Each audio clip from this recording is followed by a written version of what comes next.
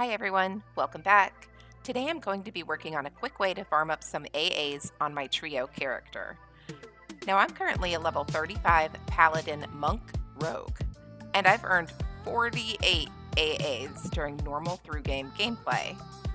But as game content increases in level, it would be nice to have more AA abilities to help me out in zones. So that's what I'm after today. To do that, I'm going to be using the game's loadout feature to roll in a new character class and bring my trio character back down to Adventure level 10. On your inventory screen, you'll need to select the Loadouts tab. I'm going to begin by clicking the Add Loadout button, and it brings up this additional window. My only option for race right now is a dwarf, so I'll select this, and my primary class is a paladin, so I'll select this. Then you're going to click the Additional tab. This is where you can pick your secondary and tertiary classes. My secondary class, I'm keeping a monk, but instead of choosing rogue for my third class as I've been playing, this is where you can switch it up. You'll only want to select one new class at a time so that you can maximize the total number of times you can roll your character back to level 10. With 16 total classes, that's 13 times outside of my normal trio. To start with, I'm going to select Wizard. Once you've done that, all of the other options gray out, and you have additional settings down here. I'm going to select the box that says Copy Current Equipment to the new loadout. This will keep all of my current equipment still in the equipment slots.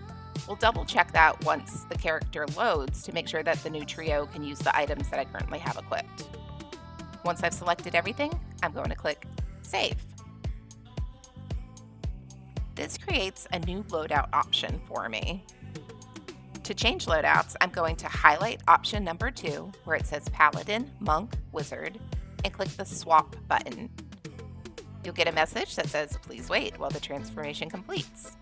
And now, if you look at my character screen, I am a level 10 Paladin, Monk, Wizard.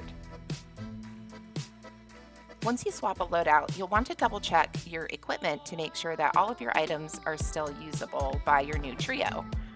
Looking at mine, I can see that 2 items are in red.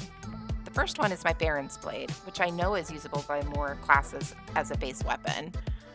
Right now it's restricted to Rogue only because I have this proc exaltation on here for Weaken.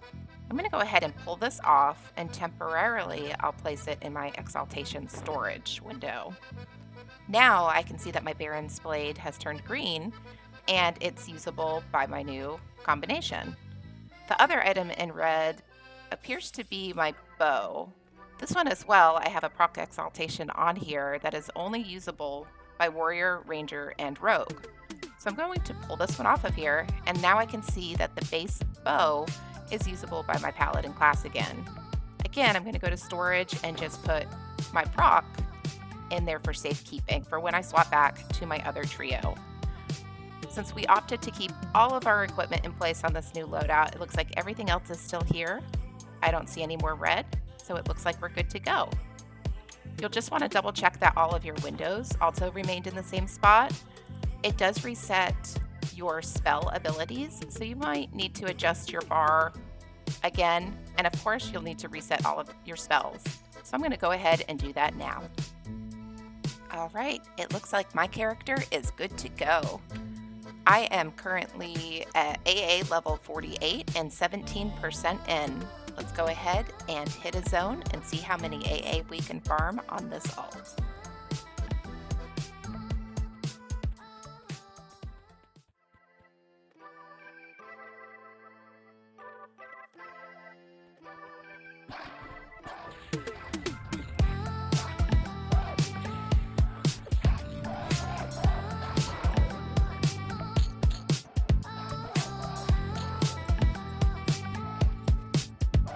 Now the Warrens is a great place to level at level 10.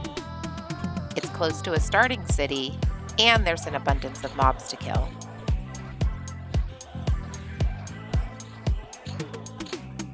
There's also an abundance of loot that drops, so you can make a bit of coin at a lower level.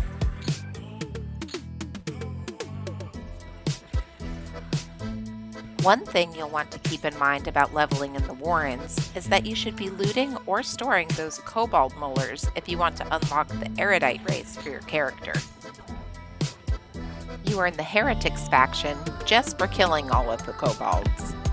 You earn the Deepwater Knights and High Council of Eridan faction by turning in all of those kobold molars that you collected. It does take a lot of kobold molars to faction this way, but if you're farming AA here anyway, it'll save you the step of killing heretics later to unlock erudites. It didn't take long before dinging level 16, and I decided to take a closer look at the numbers. Alright, we started at 48 AA, and now I'm at 54, earning just over an AA per level. Since leveling from 10 to 16 didn't take very long, we should be able to rack up a decent amount of AA on some alts. To change profiles again, I'm going to click the Loadouts tab, select my current alt profile, and click Edit. This will bring up the selection screen again where I can confirm my race as a dwarf and my primary class as a paladin. On the Additional tab, I'll leave Monk as my secondary choice, and then I'm going to switch to Magician for my new third class. Once I click Save and Confirm, my character transforms into a Paladin, Monk, Mage. A quick recheck of my armor and loading of my new class spells, and I'm ready to farm some more AA. Since 10 to 16 went quickly on our first alts, we decided to do the same thing on these alts as well. So we took down more kobolds and loaded up on more molars along the way. And pretty soon, these alts dinged level 16 as well. It was time for me to repeat the process and swap to another profile. This time around, I opted to go for a Paladin, Monk, and Enchanter build. Then I got right back to the grind.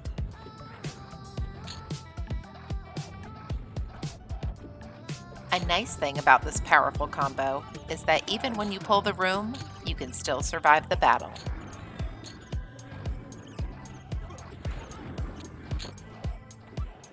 And it wasn't very long before this alt hit level 16 as well. That meant it was time to go ahead and swap my profile one more time. This time around, I went with a Paladin, Monk, Shadow Knight build. And then I ventured off to farm my last batch of AA for the evening. The SK pet is definitely not as strong as the Enchanter or Mage pet, but it's entertaining to have a Skelly pet following you around.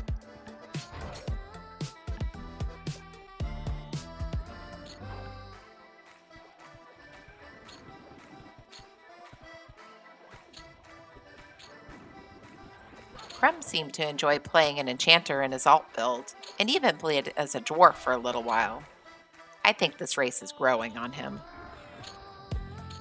I am a little bitter that the male dwarves get a really cool tuck and roll jump animation when running though, and the females don't.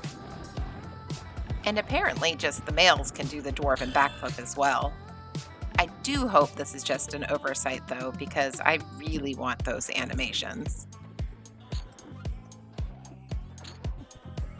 So we kept up the Slaughterfest, and I finally dinged 16 on my fourth alt.